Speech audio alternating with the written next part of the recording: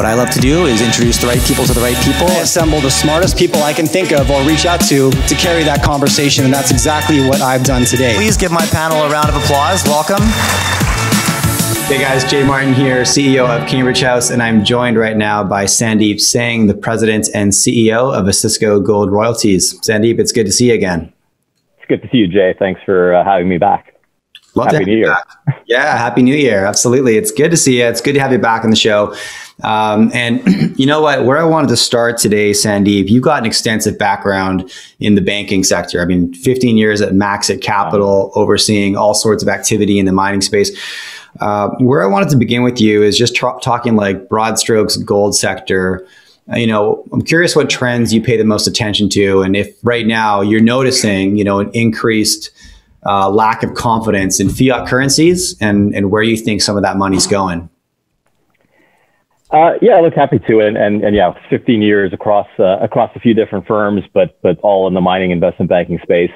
Look, I'd say, you know, what are we seeing? What am I seeing? Obviously, you know, gold came off the highs that we saw in 2020. That was, you know, probably a good thing overall. I think there was a lot of fear last year driving the gold price. And eventually, you know, I'm thankful for a vaccine or multiple vaccines. It's, you know, as much as I like a high gold price, I also like to leave the house once in a while. So I think that was natural and inevitable. You know, going forward, I forget the number. It's something like, you know, $20 trillion of negative yielding debt. There's a clear global debt crisis looming. You know, a new $2 trillion stimulus plan. And really the scariest thing of all of it is just the narrative around deficits has changed, you know, that they're not even bad anymore. So, you know, just constant money printing, which invariably is going to have an effect. When you think back to the global financial crisis, it really took a year, I think, after the worst of it before gold went on its run. And it was about a 5 or 6 year run. It went from $800, $900 an ounce to double, more than double, kind of peaking over 1900. So, you know, I think that story is still in front of us. I think, you know, to your question about lack of confidence in fiat currencies, you know, I think you see it in kind of the Bitcoin phenomena, and especially the last run of it. I think people are looking for alternatives. Gold's always been one. Yep. Bitcoin is one of late. You know, I'd say though, you know, I've missed parts of it, or you know, or certainly not been in it enough. But it just shows you that people are looking for those alternatives. I personally think gold will still have that move. You know, when you think of Bitcoin, you know, is it a safe haven? I tend to think maybe, you know, obviously there's a scarcity element to it, but I tend to think, you know, it's more the volatility that attracts people to Bitcoin. A lot of people have made a ton of money in a short period of time. Yeah. You know, I think if you're looking for hedges against dollar debasement, if you're looking for hedges against inflation, I mean, I still start with gold, and I think that story has yet to play out. Okay, now let's dive into the sector a little bit. You know what, a question I'm getting a ton right now from our subscribers, curious about M&A activity in the sector. Now there's a few things at play here. Companies are super cashed up as of sort of the last 12 months. Metals prices are rising, but people can't travel, right? And so there's probably been a bit of a lack of I don't know, but I'd love to get your thoughts. Like, do you think there's some pent up demand, or do you have any thoughts or forecasts on M&A in the metal space this year, Sandeep? Look, I think you know, lack of travel, lack of ability to site visit things that you haven't been to before is an issue. I'll touch on it from our business because a lot of what we do is tied to that, being able to go look at other people's assets. But I think the sector's adapted. I mean, you know, we all have shown a lot of resilience. We've done, for instance, site visits with people holding up, you know, iPads and going on tours. We've done drone tours. You know, we've actually sent people into the field again. You know, it requires more thought, quarantining on either end, but you do what you have to. Right. So I think that, you know, whilst, you know, the lack of the ability to do site visits was probably true last year at some point, I think it's getting less and less true. You know, minus the little gap that the minor issue of a lockdown that we're all in right now. Yeah. I think overall, though, I think you will see a resurgence of M&A. I mean, I think you're already seeing, you know, deals beget. You know, we've had some deals announced. You're seeing, you know, deals beget more deals.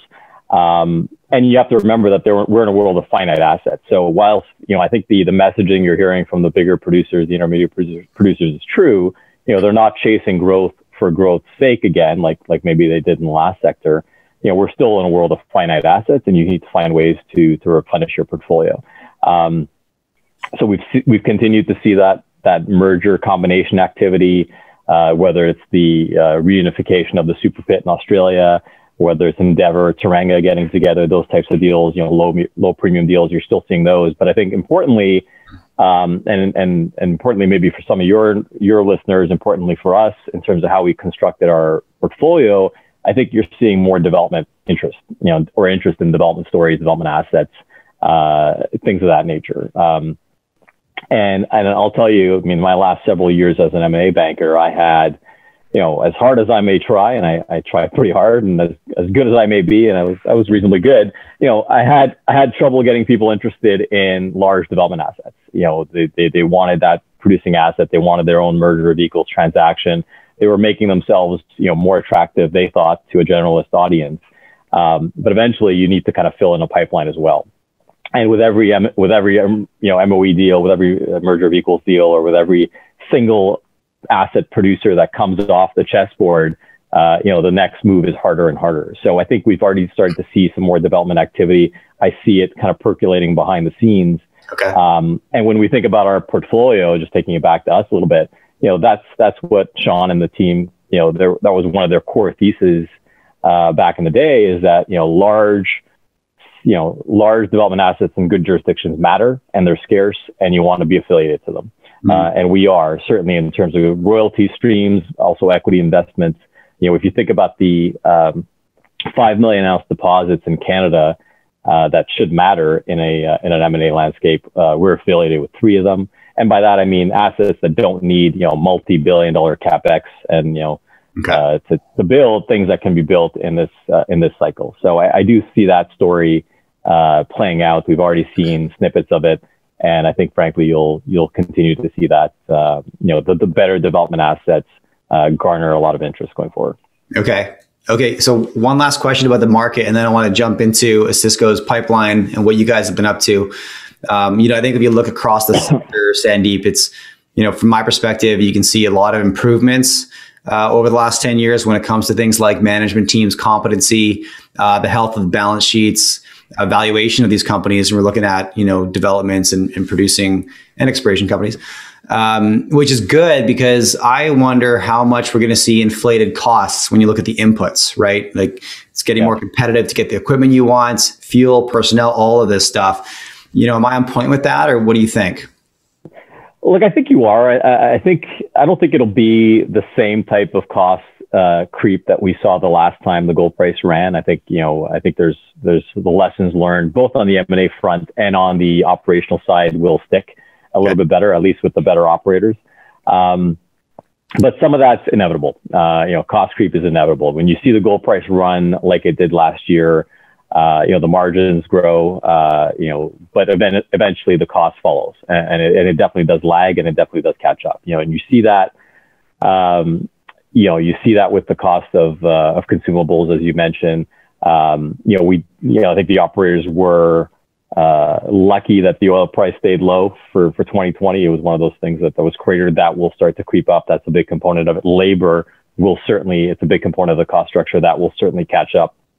We've seen unrest on the labor front in various parts of South America. We've seen unions recut deals kind of in the normal course of a mine. And I think, that whole argument of cost creep will happen. I think it's already starting to happen. Some of the few sets of guidance that I've seen come out, for 2021, you're seeing, that step change in cost, that margin starting to compress a little bit. I would say, as a good sign, it hasn't been big moves. And I think if we can continue to see that trend play out, I think it'll be good for the sector. If those margins, compress a little bit, but not back to where they were before this run in the gold price.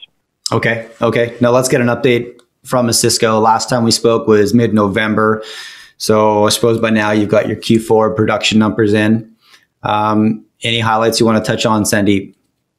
Yeah, we did just this week or recently, depending on when this airs. We put out our production numbers for Q4 and the year. So we were up around 18.8 thousand ounces of GEOs, gold equivalent ounces for the quarter. That took us above the high end of our guidance for the year. Again, this is a COVID impacted year, so that's not our normal run rate, but above our revised guidance for the year. We had 97% cash margin, so the portfolio is really kind of humming right now. Importantly, I would say in terms of an update on us, our core producing assets, or frankly most, if not all of our producing assets, are just doing quite well. They're doing, and they've got some good catalysts for us. If you think about our top three assets, the Malartic underground story, I think we talked about in November, that will be coming into focus in Q1. Okay. I don't know how much, that's a flagship asset, potentially turning into two flagship assets, if you will. Mantos is it's our second biggest asset. It's the copper mine in Chile where we get 100% of the silver. They're going through an expansion that kicks in at the end of this year. And on a run rate basis, not all this year, but on a run rate basis, that will go from being about 9,000 to 10,000 ounces of GEOs up to around 16.